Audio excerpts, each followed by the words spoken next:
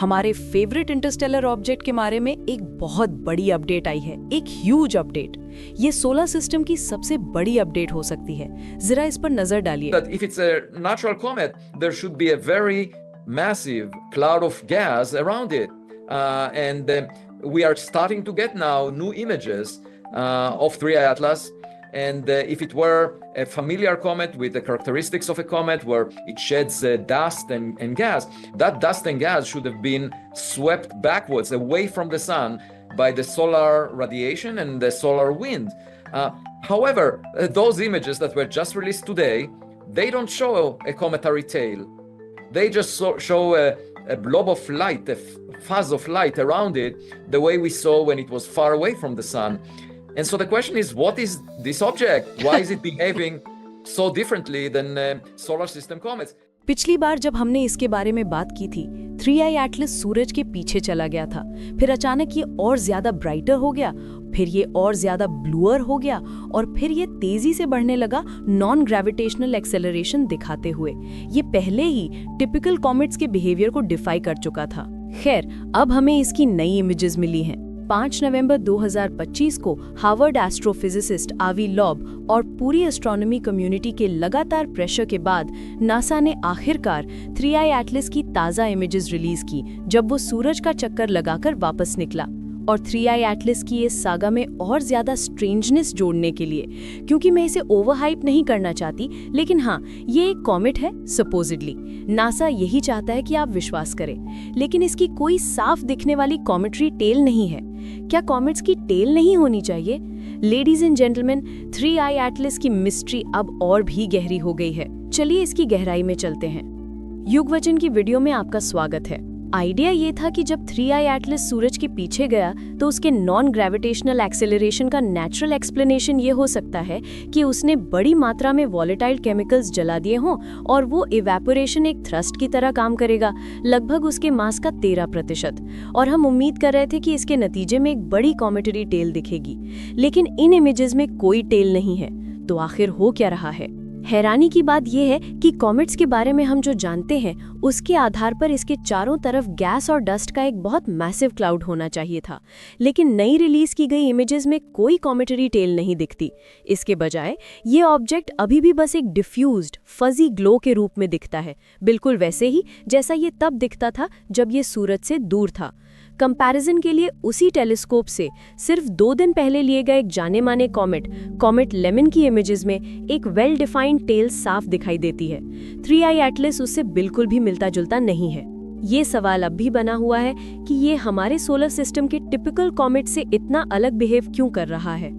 Perihelion से गुजरने के बाद भी, लगभग 770 वॉट्स पर स्क्वायर मीटर से गर्म होने के बाद भी, और भले ही पहले के ऑब्जर्वेशंस ने दिखाया था कि पिछला प्लूम ज्यादातर कार्बन डाइऑक्साइड था जो वाटर आइस से बहुत कम टेम्परेचर पे सब्लिमेट होता है, फिर भी हम उम्मीद कर रहे थे कि ये टूट जाएगा या कम से कम गैस और डस्ट के एक डेंस और फैले हुए क्लाउड में डिसइंटीग्रेट हो जाएगा। उस मटेरियल को तब सोलर रेडिएशन और सोलर विंड से सूरज से दूर धकेल दिया जाना चाहिए था, लेकिन हम वैसा होता हुआ नहीं देख रहे हैं। तो सवाल ये है कि हो क्या रहा है। एक पॉसिबिलिटी ये है कि जो इससे इवेपोरेट हो रहा है वो आइस के बहुत छोटे फ्रैगमेंट्स हैं जो सूरज की रोशनी से वेपराइज हो जाते हैं इससे पहले कि उन्हें बाहर की तरफ धकेल दिया जा सके और वो एक विजिबल प्लूम या टेल बना सके। ये एक पोटेंशियल इंटरप्रिटेशन है, लेकिन इसके आगे कोई क्लियर एक्सप्लेनेशन नहीं है। ये ऑब्जेक्ट पहले से ज्यादा ब्लूअर और 5 गुना ज्यादा ब्राइटर भी हो गया, तो इस ऑब्जेक्ट के कुछ एस्पेक्ट्स हैं जिन्हें हम फिलहाल नहीं समझते हैं। यही चीज इसे एक्साइटिंग बनाती है।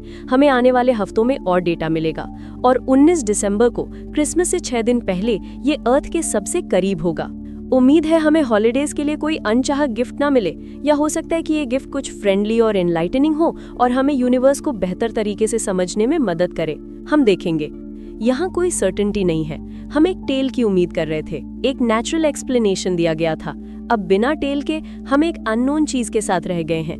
ये एक ऐसे इंटरस्टेलर ऑब्जेक्ट के साथ ब्लाइंड डेट जैसा है जो एक ऐसे एनवायरनमेंट में बना है जो हमारे लिए बिल्कुल फॉरेन है। प्राइमरी सवाल ये है कि ये नेचुरल है या टेक्नोलॉजिकल। अगर ये नेचुरल है तो किस तरह का एनवायरनमेंट ऐसी चीज बनाता है, और वो एनवायरनमेंट कितना कॉमन है। हो सकता है कि ये रेगुलरली हमारे सोलर सिस्टम में बड़े ऑब्जेक्ट्स भेज रहा हो और हमने बस उस सोर्स को नहीं समझा है। दोनों तरह से यही कारण है कि साइंस मैटर करता है। ऐसी डिस्कवरीज इस आइडिया को चैलेंज करती हैं कि एक्सपर्ट्स पहले से ही जवाब जानते हैं। कभी कभी यूनिवर्स हमें थिंक ट्वाइस करने के लिए याद दिलाता है। डॉक्टर आवी लॉब ने एक्सप्लेन किया कि 3i एटलस में हाल ही में कई नोटेबल डेवलपमेंट्स हुए हैं जो कॉमेट्स के पैटर्न में फिट नहीं होते हैं, और अब फिर से 5 नवंबर को हमें एक नई अनोमली मिली है। ये 29 अक्टूबर को पेरिहीलियन से गुजरा, यानी सूरज के सबसे करीब लगभग 203 मिलियन किलोमीटर्स की दूरी से। उस पॉइंट पर इसे लगभग 770 वॉट्स ऑफ सोलर रेडिएशन पर स्क्वायर मीटर मिल रहा था, जो इसके रास्ते की सबसे ज्यादा हीटिंग थी। लगभग उसी समय वेरियस सोलर ऑब्जर्वेटरीज ने इस ऑब्जेक्ट को सिग्निफिकेंटली ब्राइटर होते हुए ऑब्जर्व किया, लगभग 5 गुना। भले ये अर्थ से दिखाई नहीं दे रहा था क्योंकि हम सूरज के ऑपोजिट साइड पर थे। जो चीज सबसे अलग दिखी वो ये थी कि ऑब्जेक्ट सूरज से भी ज्यादा ब्लूअर हो गया। नेचुरल कॉमेट्स आमतौर पर ज्यादा रेडर दिखते हैं क्योंकि वो डस्ट रिलीज करते हैं और क्योंकि उनके सरफेसेस वैसे होते हैं, इसलिए ये कलर शिफ्ट अनयूजुअल है। इसके अलावा 3i एटलस की ट्रेजेक्ट्री उस पाथ से डिविएट हो गई जो सिर्फ ग्रेविटेशनल फोर्सेस अलोन प्रिडिक्ट करते। ये एक नॉन ग्रेविटेशनल एक्सेलरेशन को इंडिकेट करता है।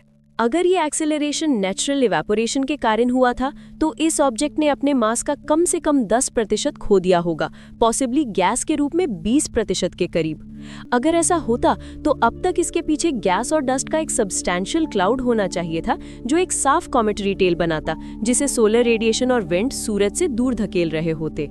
पहले से ही कई अनोमलीज थीं जो अटेंशन खींच रही थीं। इसका एस्टिमेटेड मास लगभग 1 मिलियन गुना बड़ा लगता है पहले जाने गए इंटरस्टेलर ऑब्जेक्ट ओमुआमुआ से।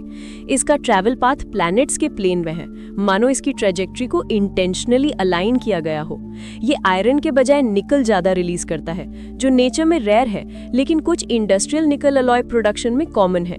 ये उन्हें अनयूजुअल पोलराइजेशन सिग्नेचर्स दिखाते हैं, और ये आसमान के लगभग उसी रीजन से आया जहां से मशहूर अनएक्सप्लेन्ड 1977 वाओ रेडियो सिग्नल आया था। इनमें से कोई भी ऑब्जर्वेशन अकेले कंक्लूसिव नहीं है, लेकिन एक साथ ये ऐसे सवाल उठाती हैं जिनकी इन्वेस्टिगेशन होनी चाहिए। जल्द ही और डेटा आएगा। ये ऑब्जेक्ट 19 दिसंबर को क्रिसमस से 6 दिन पहले अर्थ के सबसे करीब होगा। उम्मीद यही है कि इसकी अनयूजुअल कैरेक्टरिस्टिक्स के नेचुरल एक्सप्लेनेशंस निकल आए और ये बिना किसी इंसिडेंट के पास से गुजर जाए। लेकिन क्योंकि इसके इम्प्लीकेशंस बहुत प्रोफाउंड होंगे अगर कोई इंटरस्टेलर ऑब्जेक्ट टेक्नोलॉजिकल ओरिजिन का निकला, तो ये रीजनेबल है कि इस सिचुएशन को डिसमिसल के बजाय साइंटिफिक क्यूरियोसिटी के साथ ट्रीट किया जाए। फिलहाल अर्थ पर ऐसा कोई रॉकेट नहीं है जो 3i एटलस को इंटरसेप्ट कर सके, स्पेशली इसकी स्पीड को देखते हुए, जो हमारे सबसे तेज स्पेसक्राफ्ट से तकरीबन 3 गुना तेज है, और इसके साइज को देखते हुए जो स्टारशिप जैसे व्हीकल से सिग्निफिकेंटली बड़ा है। अगर ये ऑब्जेक्ट टेक्नोलॉजिकल और हॉस्टाइल दुश्मन हुआ तो हमारे पास रिस्पॉन्ड करने की कैपेबिलिटी वाकई बहुत कम होगी। लेकिन अगर कभी ये कंफर्म होता है कि ऐसे ऑब्जेक्ट्स आर्टिफिशियल हैं, तो अप्रोप्रिएट रिस्पॉन्स ये होगा कि हम ह्यूमिलिटी से अप्रोच करें, पुरानी और ज्यादा एडवांस सिविलाइजेशंस की पॉसिबिलिटी को पहचानें और फ्यूचर के लिए कोऑपरेटिव या डिफेंसिव सिस्टम्स तैयार करें। अभी के लिए साइंटिफिक अप्रोच यही है कि और डेटा इकट्ठा किया जाए, सभी पॉसिबिलिटीज के लिए ओपन रहा जाए, बिना एविडेंस के स्पेक्यूलेशन से बचा जाए, और ये समझने पर फोकस किया जाए कि ऑब्जर्वेशंस हमें क्या बता रहे हैं। आने वाले हफ्ते 3i एटलस के ट्रू नेचर को डिटरमिन करने में तेजी से इंपॉर्टेंट होते जाएंगे। ये पहली बार नहीं है कि 3i एटलस ने एक्सपेक्टेशंस को डिफाई किया है। जब से इसकी डिस्कवरी हुई है, ये कॉस्मिक वॉन्डरर एनोमलीज की एक अनकैनी लिस्ट को टिक करता आ रहा है। अब बैकवर्ड्स पाथ। आम कॉमेट्स के विपरीत 3i एटलस बहाव के खिलाफ अगेंस्ट द फ्लो चल रहा है। ये एक रेट्रोग्रेड यानी पीछे की तरफ, लेकिन बिजार्डली ग्रहों के ऑर्बिटल प्लेन के 5 डिग्री के भीतर अलाइंड है। चांद से इतने प्रिसाइज अलाइनमेंट के ऑड्स सिर्फ 0.2%। कोइंसिडेंस या एक कैलकुलेटेड अप्रोच? Perfect timing. इसका अराइवल लगभग टू परफेक्ट था। 3i Atlas inner solar system में एक ऐसी ट्रेजेक्ट्री पर आया जो इसे अलार्मिंगली मार्स, वीनस और जुपिटर के करीब ले आया। फिर भी जिस पल ये सूरज के सबसे करीब से गुजरा, इसके पेरिहीलियन पर, अर्थ गलत साइड पर थी, जिससे हमारे टेलीस्कोप सूरज की रोशनी से अंधे हो गए। ऐसा लगता है मानो इस ऑब्जेक्ट ने अननोटिस्ड खिसकने के लिए अपनी टाइमिंग को कोरियोग्राफ किया हो। इस परफेक्ट शेड्यूल के नेचुरली होने की प्रोबेबिलिटी तकरीबन 0.05% है, practically 0। Extreme size and speed. ये इंटरस्टेलर विजिटर एक जायंट है। एस्टिमेट्स बताते हैं कि इसका न्यूक्लियस तकरीबन 5 किलोमीटर चौड़ा हो सकता है, जो इसे मशहूर ओमुआमुआ, हमारे पहले जाने गए इंटरस्टेलर ऑब्जेक्ट से 10 लाख गुना ज्यादा मैसिव है, और कॉमेट 2I बोरिसोव से 1000 गुना ज्यादा मैसिव है। फिर भी ये उन दोनों से तेज रेसिंग कर रहा है। ऐसा oversized high speed combo incredibly rare है। नेचुरल कॉमेट्स के दायरे में इसकी प्रोबेबिलिटी 0.1% से भी कम है। ऐसा लगता है मानो 3I एटलस को स्पीड और ड्यूरेबिलिटी के लिए बनाया गया हो, जो स्पेस के किसी टिपिकल डर्टी स्नोबॉल से कहीं परे है। Strange composition. 3I एटलस की केमिस्ट्री बिल्कुल बिजार है। जब साइंटिस्ट ने इसके गैस क्लाउड को एनालाइज किया तो उन्होंने पाया कि ये निकल से पैक्ड है, आयन के रिलेटिवली कहीं ज्यादा निकल जितना हम किसी भी कॉमेट में नहीं जानते। इनफैक्ट निकल और साइनाइड गैस का रेशियो तो ऑफ द चार्ट्स था, जो प्राइमोर्डियल कॉमेट डस्ट की बजाय इंडस्ट्रियली प्रोड्यूस किए गए निकल एलॉयज की याद दिलाता है। इससे भी स्ट्रेंज, ये कॉमेट एक्सट्रीमली ड्राई लगता है। इसके वेपर में मास के हिसाब से सिर्फ 4% पानी है, जबकि ऑर्डिनरी कॉमेट्स ज्यादातर वाटराइज होते हैं। एक कॉमेट जिसमें पानी नहीं है लेकिन मशीनरी में कॉमन मेटल्स से लोडेड है, ये क्या सजेस्ट करता है? Unprecedented polarization. 3I एटलस पर लाइट डालिए और ये कुछ ऐसा करता है जो आज तक किसी कॉमेट ने नहीं किया है। इसके डस्ट से स्कैटर होने वाली लाइट एक एक्सट्रीम नेगेटिव डायरेक्शन में पोलराइज्ड है, मतलब लाइट वेव्स का ओरिएंटेशन एक ऐसे तरीके से फ्लिप हो जाता है जैसा हमने किसी और कॉमेट में नहीं देखा है। यहाँ तक कि 2I बोरिसोव ने भी ऐसा नहीं किया था। ऐसा ऑप्टिकल बिहेवियर इतना पेक्यूलियर है कि इसके रैंडम कॉमेट प्रॉपर्टी से होने का चांस 1% से भी कम है। ये एक और सटल क्लू है कि इस ऑब्जेक्ट के मटेरियल या सरफेस में कुछ तो फंडामेंटली डिफरेंट है। The wow connection. शायद सबसे इयरी फैक्ट ये है कि 3I एटलस ऑलमोस्ट उसी डायरेक्शन से आया जहां से लेजेंडरी वाव सिग्नल आया था। वाव सिग्नल 1977 में डिटेक्ट किए गए रेडियो वेव्स का एक मिस्टीरियस बर्स्ट था, जिसे कुछ लोग एक्स्ट्रा टेरेस्ट्रियल इंटेलिजेंस का साइन मानते थे। अब ये इंटरस्टेलर ऑब्जेक्ट हमारे सोलर सिस्टम में आसमान की उस स्पॉट से एंटर हुआ जो सिग्नल के सोर्स से सिर्फ 9 डिग्रीज के भीतर है। उस अलाइनमेंट का चांस सिर्फ 0.6% है। ये कोइंसिडेंस हो सकता है, या हो सकता है ये एक मैसेज है जो आखिरकार हमारी दहलीज पर पहुंचा है। Unbelievable brightness. जैसे जैसे 3I एटलस सूरज के करीब आया, एक नॉर्मल कॉमेट की तरह डिसइंटीग्रेट होने के बजाय इसने एक शो दिखाया। ये पेरिहीलियन के पास आते हुए किसी भी जाने गए कॉमेट से ज्यादा तेजी से ब्राइट हुआ। ब्रिलियंस में ऐसे फ्लेयरिंग हुआ मानो इसे सूरज की रोशनी के अलावा किसी और चीज से पावर मिल रही हो। यहाँ तक कि इसकी लाइट का कलर भी शिफ्ट हो गया। ये हमारे सूरज से भी नोटिसेबली ब्लूअर हो गया, जो एक कॉमेट के ग्लो के लिए एक अनयूजुअल ह्यू है। एक कॉमेट जो सूरज के पास आकर ब्लूअर और इंटेंसली ब्राइटर हो गए, ऐसा वर्चुअली अनहर्ड ऑफ है, जो इस एनिग्मा में एक और पजल पीस जोड़ता है। Phantom push. और फिर आती है मूवमेंट की बात। 3I एटलस को ट्रैक कर रहे एस्ट्रोनॉमर्स को एहसास हुआ कि ये एग्जैक्टली वहां नहीं था जहां ग्रेविटी अलोन इसे प्रिडिक्ट कर रही थी। कोई चीज इसे पुश कर रही थी। टेक्निकल टर्म्स में कहें तो 3I एटलस ने एक नॉन ग्रेविटेशनल एक्सेलरेशन दिखाया, एक एक्स्ट्रा थ्रस्ट, मानो इसके पास इंजन्स हो या ये large amounts of gas went कर रहा हो। थियरी में एक कॉमेट को आउटगैसिंग से एक पुश मिल सकता है, एक रॉकेट इफेक्ट की तरह, लेकिन जो ट्रेजेक्ट्री चेंज ऑब्जर्व किया गया उसका हिसाब देने के लिए 3I एटलस को अपने सोलर फ्लाईबाई के दौरान अपने एंटायर मास का कम से कम 13% ब्लो ऑफ करना पड़ता। ये एक एनॉर्मस अमाउंट है, बिलियंस ऑफ टन्स, जिसे डिब्री की एक जाइगैंटिक ऑब्वियस टेल प्रोड्यूस करनी चाहिए थी।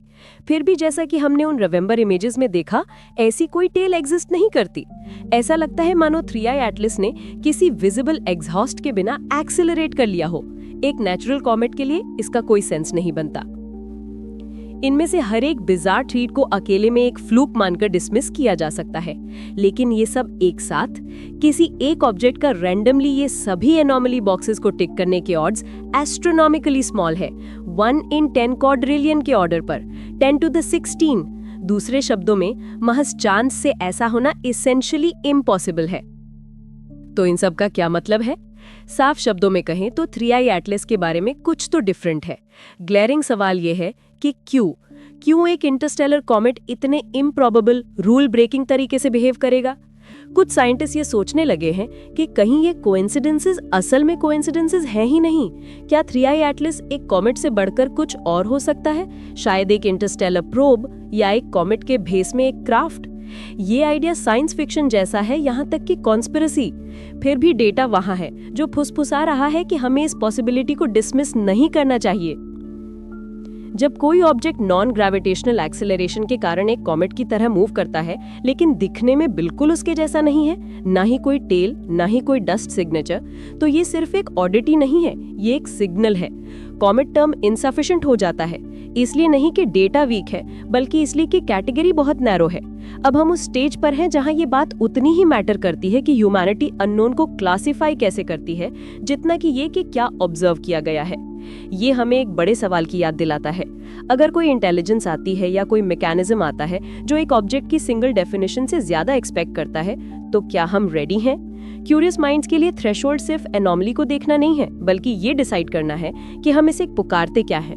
अगर आपको वीडियो पसंद आया हो तो लाइक और सब्सक्राइब जरूर करें और कमेंट करके बताएं कि वीडियो कैसा लगा। मुझे आपके कमेंट्स का इंतजार रहेगा।